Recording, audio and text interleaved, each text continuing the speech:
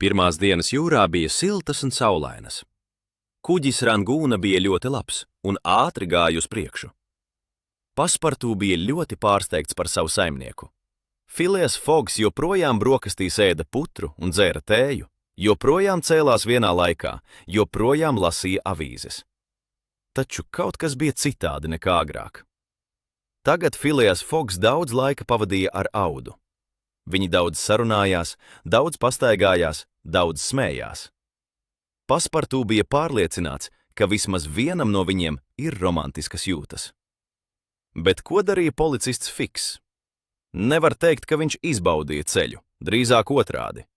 Viņš zināja, ka nevarēs izskaidrot Paspartū, kāpēc arī viņš ceļo ar kuģi Rangūna.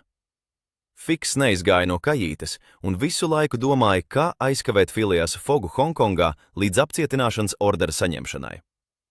Viņš bija pārsteigts par jaunās sievietes klātbūtni. Kas viņa ir? Kāpēc ceļo kopā ar Phileasu Foggu? Vai viņa ir Fogga radiniece? Vai viņa ir nolaupīta? Policists Fiks izdomāja, ka sieviete ir nolaupīta. Tas taču ir noziegums! Viņš bija ļoti priecīgs. Tagad varēs saņemt apcietināšanas orderi Hongkongā. Bet kā viņš var par to pārliecināties? Nāksies runāt ar Paspartū.